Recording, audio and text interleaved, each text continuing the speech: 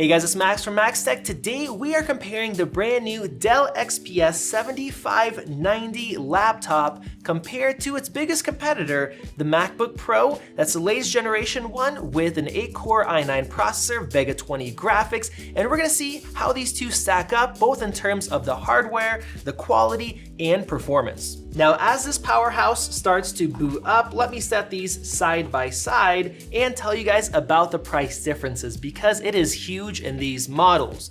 My MacBook Pro right over here has the base 2.3 GHz up to 4.8 GHz 8-core CPU compared to the higher end 2.4 to 5.0 in the Dell XPS. I also have half the SSD, 512 instead of 1 terabyte, the same amount of RAM, and both have their higher end graphics cards, Vega 20 compared to the 1650 4GB in the Dell XPS. And the price difference comes in at $900. And then of course, if you want to upgrade to the higher end processor in the MacBook Pro, which is not worth it, or to 1 terabyte of SSD storage, it's an even bigger difference. So the XPS looks like there is a great value and a lot of money that you could be saved if you don't need macOS. Now, one thing that you can't argue about is the build quality and the form factor. The XPS is built really well, one of the best Windows laptops, but it still can't compare to a unibody MacBook Pro design, which is quite a bit thinner and made of completely aluminum, both the hinge and everything you really see. The Dell XPS is quite a bit thicker. I'm not sure if it's heavier, but definitely feels a little bit heavier, and it has aluminum on the top and then the bottom panel. Now, along with that, we have a big difference with the actual keyboards. The Dell XPS uses a traditional kind of chiclet design with more travel, and I think that overall, most people are gonna prefer the Dell XPS's keyboard if you're used to standard ones. I like the MacBook Pro keyboards, especially the latest ones. They're kind of less clicky and a little bit softer with less noise than before, and of course, they're the newest generation. And there is a big kind of downside with MacBook Pros. Everybody's nervous about them because of the keyboard issues they've had in the past. Apple has promised to fix any issues if those arise, and personally I haven't seen them, but that's one downside with the MacBook Pro. Positive though is the trackpad. The MacBook Pro has this huge trackpad with really good software, so you actually don't get very many mistypes or misclicks if your palms are resting on there, and I love having this for gestures. Whereas the Dell XPS, even though it's a pretty good trackpad, it does not compare. It is much smaller. You don't get that even click feel all around, and in general, it just is on a different level compared to the MacBook Pros. Now, as far as ports, those do vary quite a bit. The XPS gives a traditional layout that a lot of people enjoy. We have a standard USB, a fast one here, an SD card reader, which is really nice to have, a battery meter over here, and if we flip this guy around, I don't want to unplug it because it's dead, we also have another USB port, HDMI, one Thunderbolt 3, and then a headphone jack. So this is great for pro users that don't want to deal with dongles or adapters or anything like that. Now, of course, on the MacBook Pro, we have a completely different layout and style. We still have a headphone jack, thankfully, but we have 4 full-speed Thunderbolt 3 ports. That is actually very powerful if you want to hook things up like a 5K display, an external graphics card unit, hook it up to a QNAP NAS or other accessories. You're gonna have a ton of ports, and these can be adapted to pretty much anything. You can use cables with the different connectors to avoid using the little dongles, and you can also hook up a little mount that goes on here, gives you a lot of extra ports, but it's something that is harder to deal with and gives an additional cost. The Dell XPS doesn't have that touch bar from the MacBook Pro, which honestly we're not really fans of, but it still does have fingerprint login, which is called Windows Hello. We're gonna go ahead and set this up right here. I'm not sure how reliable it is. It doesn't have that specific enclave built into the chip. So as far as security, I'm kind of iffy on that, but it still is very convenient to log in, and it should also have the face recognition login as well, which I am a fan of. Now, one huge difference, possibly the biggest difference, is the operating systems. Of course, with the MacBook Pro, we have macOS, and some people are gonna buy the Mac just for that reason alone. With the XPS, we have Windows 10, and just the initial setup, we have so much spam and so much built-in stuff to get through, errors right when we log in the very first time, and along with that we have power management. So I'm going to go ahead and disable all of the power saving options, and you really want to be careful when you're doing this because usually there's multiples. You have your Windows power saving options, you also have your graphics card, and maybe even the built-in CPU, so go through and disable that if you want to get the best performance. One area that the MacBook Pros have been known to excel in is display quality. For the last couple of years we've had DCI P3 color, which is really good, but now the Dell has it as well, and it's also a 4K OLED non-touch model for this one. Wow, very interesting. So OLED typically is a little bit more punchy out of the box with better contrast, and I could definitely tell. On the home screen it was hard to tell, but when we're watching video like this, it is noticeably sharper, even from a distance of about 2.5–3 feet here.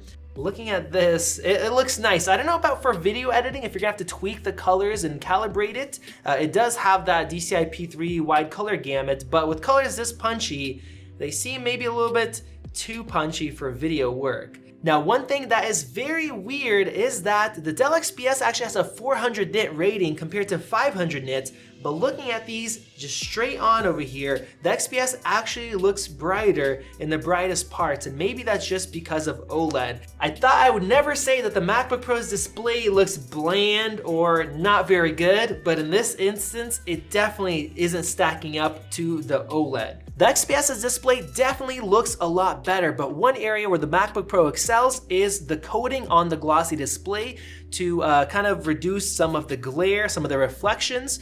The XPS also has that, but it just doesn't do as good of a job, and of course both of these are glossy displays, so if you're using them outside, the MacBook Pro will do a better job in that way. Along with that, the MacBook Pro uses a 16:10 display. That means it is taller over here, and as you can see, we get a lot more vertical space. Not only is that nice when you're web browsing, but also if you're doing video editing, photo editing, or really pretty much anything else on a small display like this. So I went ahead and turned on one of our favorite tracks to test out speakers, and this is another strong suit of the MacBook Pro over the years and has been a weakness of the Dell. So let's go ahead and check out if they have managed to improve it, and let's do our speaker test. Let's start out with the Dell.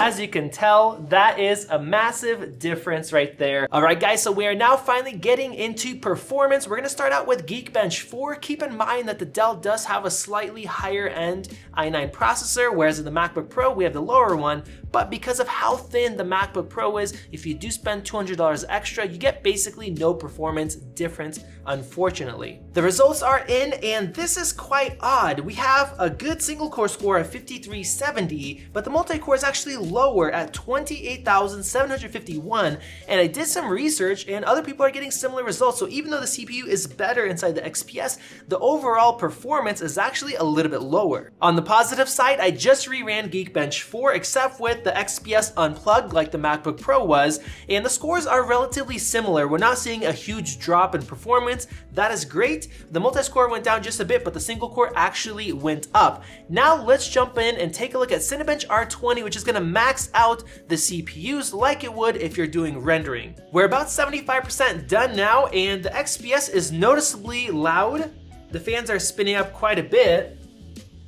The MacBook is still silent, but of course Apple likes to run their things hot, whereas the Dell, even when I was going through some web browsers, the fans would actually kick up. That can get a bit annoying, but you can kind of tweak that in the settings if you would like. And there we have it, 3183 on the MacBook Pro compared to 3381 for the Dell XPS. So once we put a full 100% CPU load on the XPS, it does come out ahead compared to Geekbench 4. And also, I want to say that that was with the XPS unplugged. We're not seeing a performance difference, at least not in the CPU, which is fantastic. fantastic because in the past we actually did. Now let's test out the graphics here. I have Unigine Heaven, a gaming benchmark open. Wow, this is very interesting. The 1650 scored 43.7 FPS compared to 41.1 on the Vega 20 MacBook Pro. That is very, very close, and I was not expecting that. The Vega 20 MacBook Pro actually scored lower in our previous test, so I think maybe it's just macOS that has been updated with better drivers and giving us a better result. Now, before we take a look at video editing results, let's do a quick disk speed test. Both of these have NVMe SSDs. Let's see how they stack up. We're getting about 1800 to 2000 right on the MacBook and about 1600 right on the Dell XPS, and as far as read, we're getting about 2900 on MacBook Pro and about 2300 on the XPS. Now the results can vary based on what program you're using. Of course, I typically use Blackmagic Speed Test, which shows slightly higher for the MacBook Pro, but the settings are identical for this test right here, just to give us an even kind of comparison. So our MacBook Pro is on top as far as the speeds, but the Dell doesn't disappoint. This is pretty good performance, and of course we have double the storage for a much lower price. Now finally, let's jump into video editing. I'm going to boot up Premiere Pro and let's take a look at how they perform. Let's start out with the standard timeline test. As far as the smoothness, I have dog ears enabled, which is showing me this display to see if we dropped any frames and what the FPS is like. Full resolution 4K, this is with 2 LUTs and film grain here, and both systems are playing this back perfectly smoothly. So that is really good. Either one of these can handle regular 4K editing with some effects and color corrections, stuff like that. They're both high-end PCs, so that does make sense.